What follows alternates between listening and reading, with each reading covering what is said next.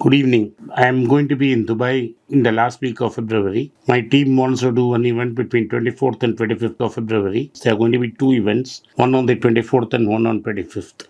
Those desirous of attend the event, not only from Dubai, Abu Dhabi and Sharjah, but from the rest of Emirates, can contact my team at the phone number given below.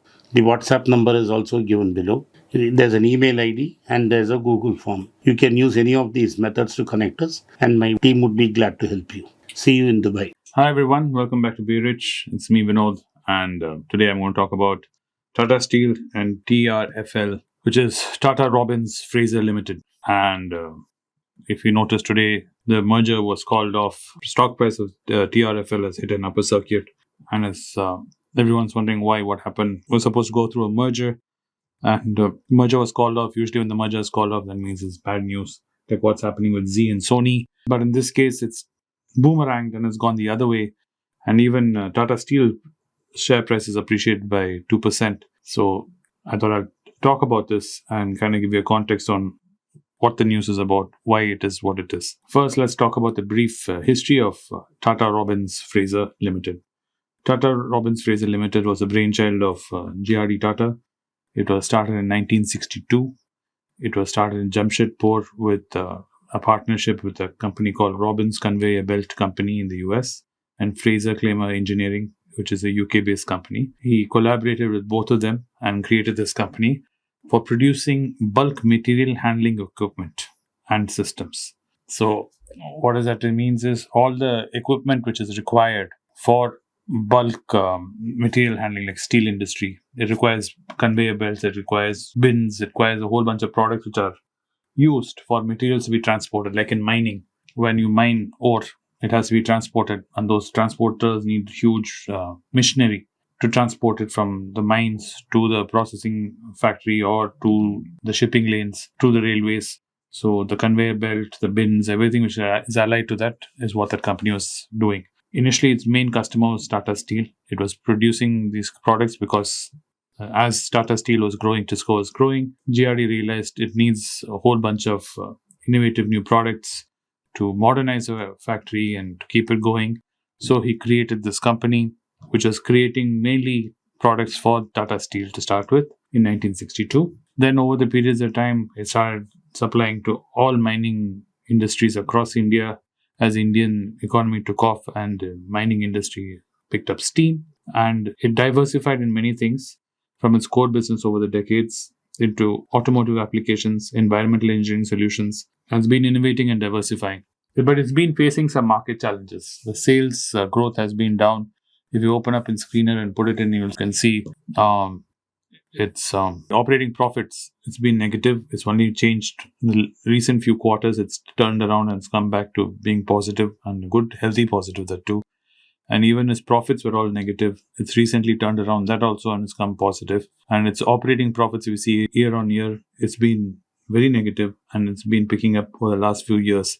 It's turned a corner. So even its EPS, if you see, EPS has been negative year on year for a long period of time, and recently only it's turned positive. So this is the main reason for the merger. Tata Steel felt, since it was struggling and it was an arm of Tata Steel, though it was a separate company, it was a small company which was in the same ecosystem as Tata Steel, it made sense for them to merge it, and it will help absorb whatever losses and whatever is there. It will all come onto Tata Steel's balance sheet. So that was the idea behind it. But what's happened is, if you read the article, the reason for the merger to be put off amalgamation plans is because the last few quarters, TRF, if you want to know, TRFL is successful in improving its earnings, it's improving its sales, and Tata Steel has been helping them and aiding them in this. Because of this turnaround in business, and it makes sense keeping it separately and it continuing to be profitable. And if you see, Tata Steel has extended support to this company.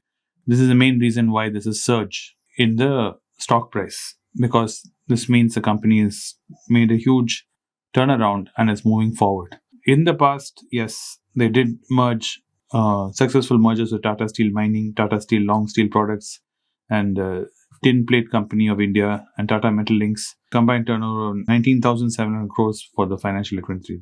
So Tata Steel has already done 5 successful mergers and 3 more are in progress, and this alone has been put off because mutually agreed upon by both company boards is because TRFL has turned a corner, is what they feel.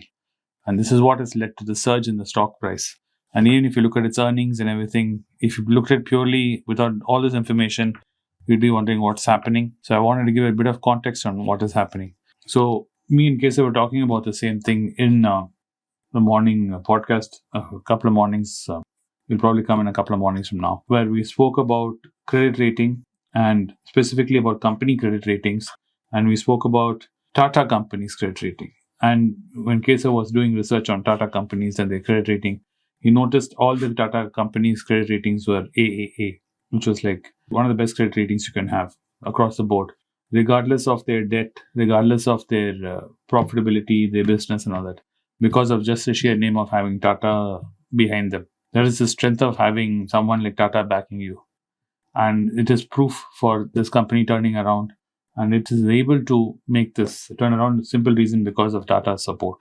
And main reason why the Tatas will never allow this to fail is this company was a brainchild of JRD way back in 1962. Of course, it makes products and it's looking at ways to innovate and try to grow in a current market which is like this. This is proof that why the Tatas are so respected, because it's just not about earnings. It's just not about EPS or whatever you want to say. It's about creating a company and following through and seeing how to keep the company growing, how to find out the company can create products which add value and create a market space for it and allow it to incubate and allow it to grow. This is something like what Boeing needs. What Boeing needs is some kind of thought process and leadership like this in the US, where they stop worrying about the bottom line for a while and get their act together. Because bottom line is important, I do agree.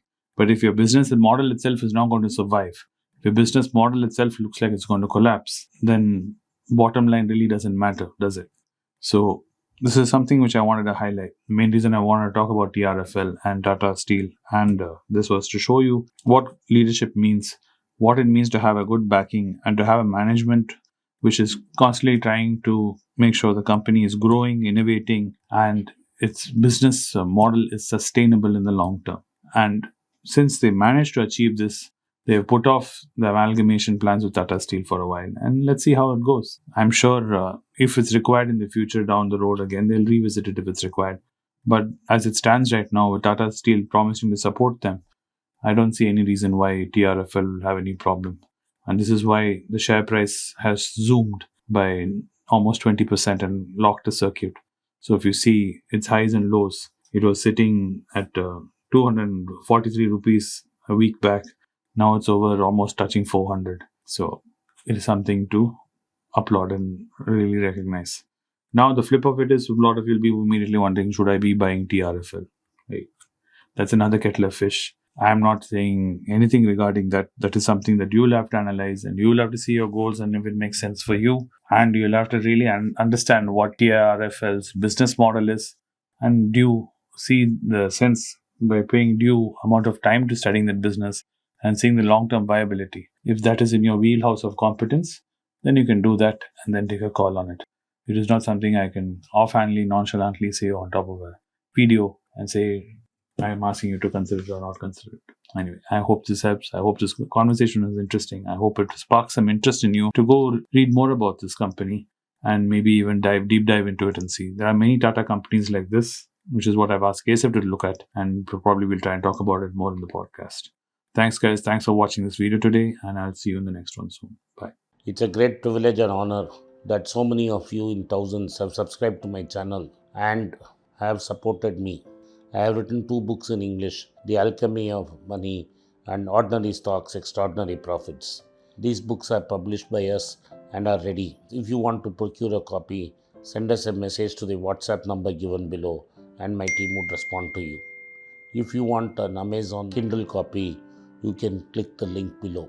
Finally, those who wish to consult with me can send a mail to berichenglish@gmail.com. Once again, I thank you for your support. If you like this video, press the subscribe button of my channel, hit the like button and turn on the bell notification.